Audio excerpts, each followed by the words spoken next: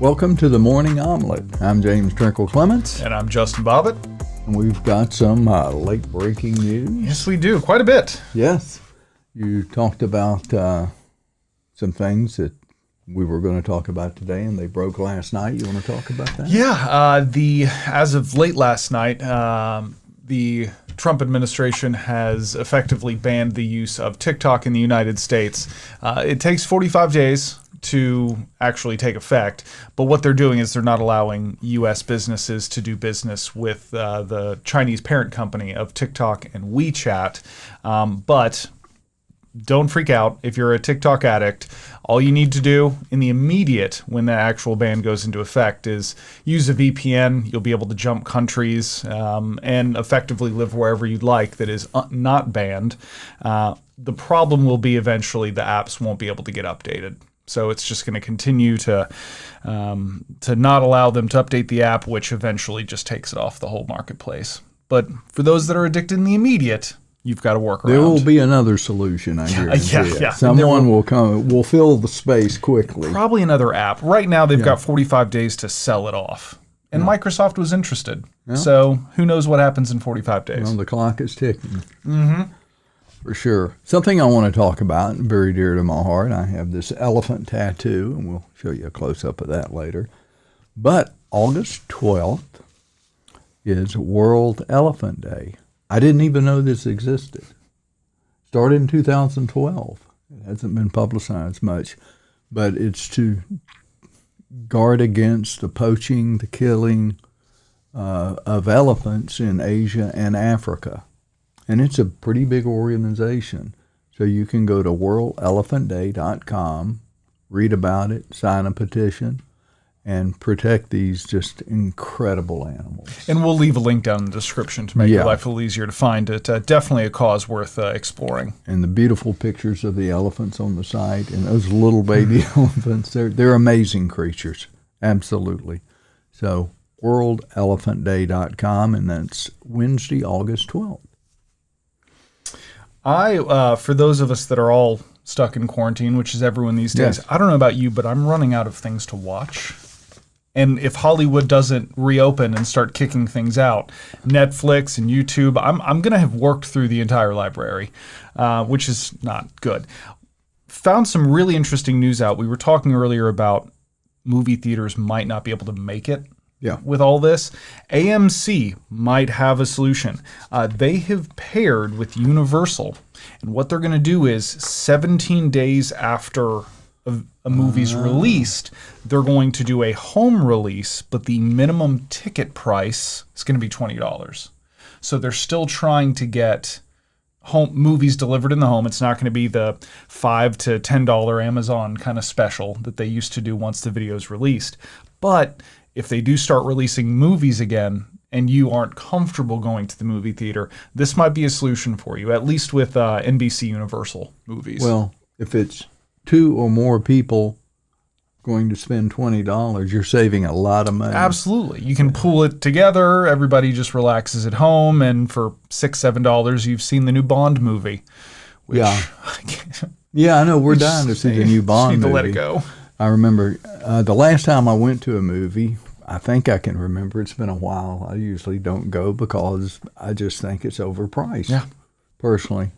But one time I took my grandson and told me a movie he wanted to go see. So by the time I paid for the admission, got a drink, a popcorn, he got a thing of candy, it was $48. $48. Even he said, this is way too much money to go see a movie. So, and you wonder why people sneak popcorn and candy and drinks into the movie. Not that I would ever do that. Oh, no. There's definitely not Sour Patch Kids in my pocket. No. But I do, things to do. A lot of people say, well, I'm binge watching or going back to old shows or shows I've never seen. Yeah. I talked to Susan this morning, and I've been saying, you've got to watch this show. It was on a number of years ago called Hell on Wheels. So if you get a chance, go watch Hell on Wheels.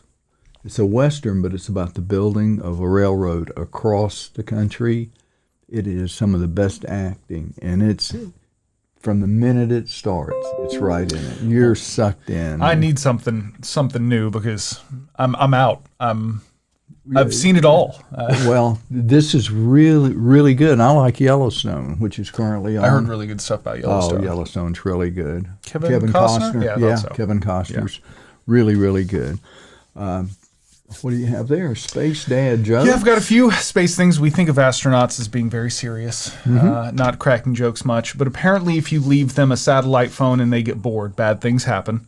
The most recent splashdown that happened with SpaceX just about, 3 weeks ago, the Dragon mission. In the Dragon capsule, they were sitting in the ocean and they had a satellite phone. And apparently it was taking a little too long for them to get picked up. So after it says... They didn't order takeout, right? No. Okay. They were bobbing around and they decided to make prank satellite phone calls to whoever we could get a hold of. They called Mission Control and said, hey, it's Bob and Doug and we're in the ocean. Mission Control's response was, yeah, we know that. We can see you. And NASA has a bit of a history of odd prank calls or accidental calls. In 2019, the Dutch astronaut André Kuipers made a little bit of an error. Apparently, you have to dial 9 to get out of the space station, and then you do 011 to connect to the international line. He forgot the 0 and just dialed 911. At the International Space Station. Yes, and Mission Control had to respond with, did you call 911? Because apparently it was a logged call, and they were trying to figure out who needed help at the International Space Station. That's pretty good. Yeah. How are we going to get there? Well, yeah, that's going to be... Carefully. That's how we're going to get there.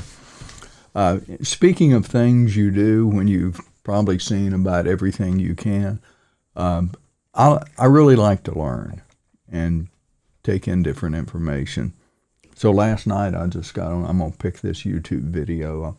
There are some really good information on YouTube videos. I'm going to recommend 3.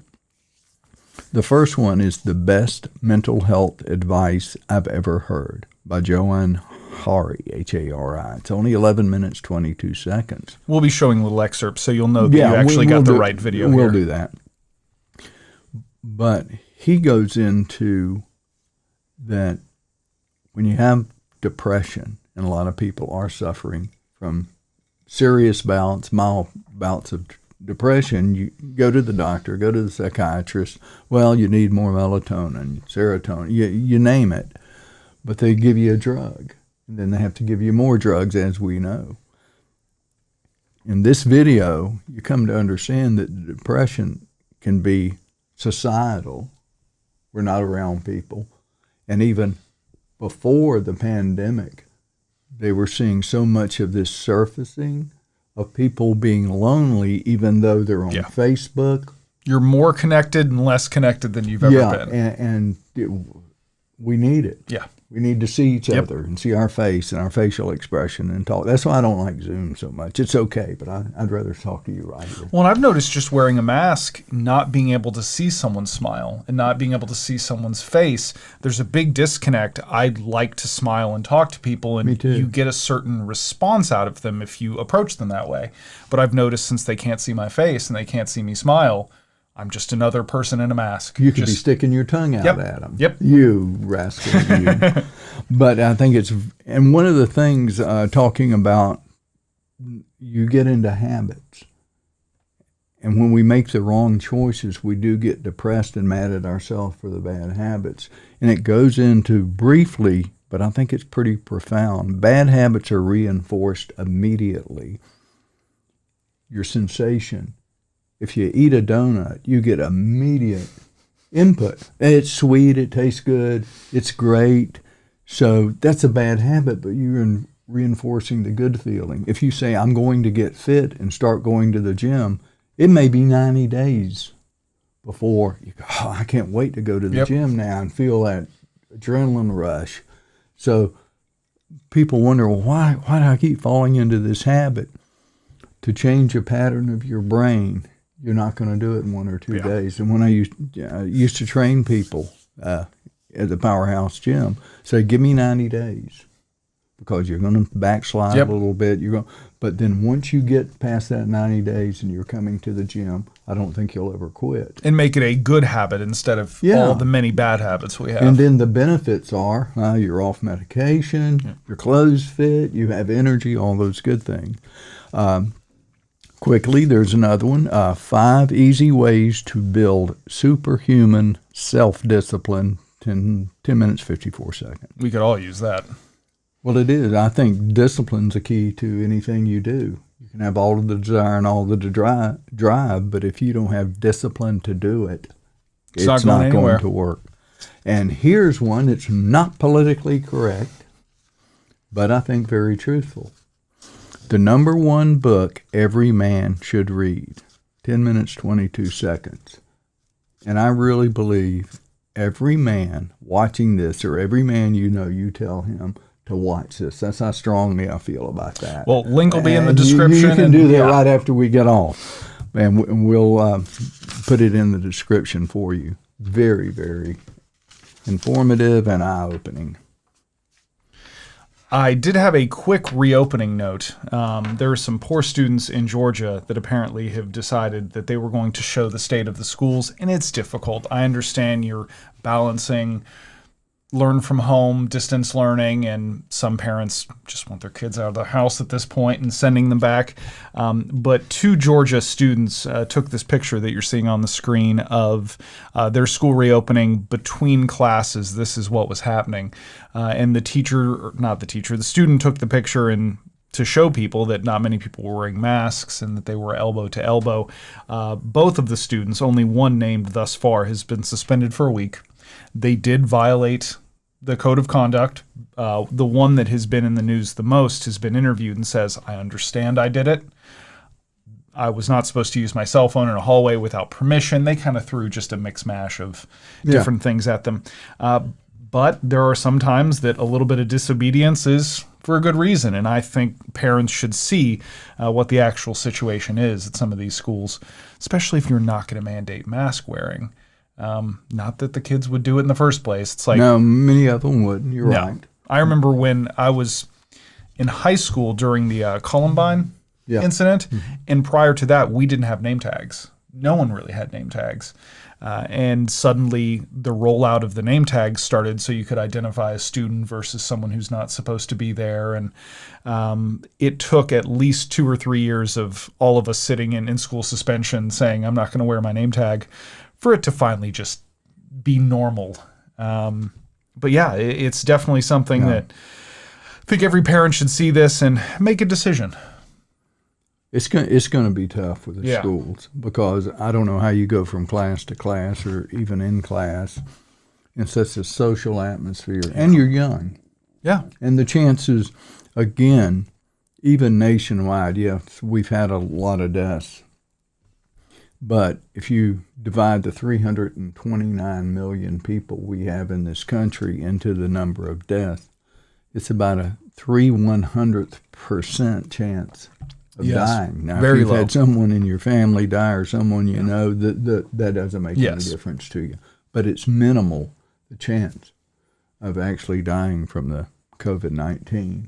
And unfortunately, we are a really unhealthy population as a whole. 60% of us are overweight, 40% are chronically obese. And those would qualify as a pre-existing condition for COVID. I talked to my doctor. He said that's the main thing he sees of people, that they're just so overweight. And then there's diabetes, it's hypertension, you name those things that go along with it. You mentioned Georgia. I want to mention Georgia. I've got my buddy here. Bigfoot, the Georgia Bigfoot Expedition in Blue Ridge, which is one of my favorite places. I'll be going there for 2 weeks in the fall in the trees. But if you get a chance and you're near Blue Ridge, Georgia, which is about 90 miles outside north of Atlanta, go by the Bigfoot Museum. It is fascinating. It's even got this, see that mountain dude? That's not They did well with that. Yeah, I like that. But nice little sidebar, if you're up in that area and you're finally, I know we're all going stir crazy. Yeah. for 5 days, I'm going to a lake, and Lake Onakee, I think's the name of it, in Georgia, just to get out of here. Yeah. Just got to see some different. You need to get away. Yeah, just got to get away a little bit. And a lot of the smaller cities have a little, not that lax is good, but it's nice to see people spread out not wearing a mask because they're just working and they're doing their thing away from one another. When we live on top of each other, we have to look out for each other. That's true. Well, thank you for being with us, and we will cook another omelet very soon.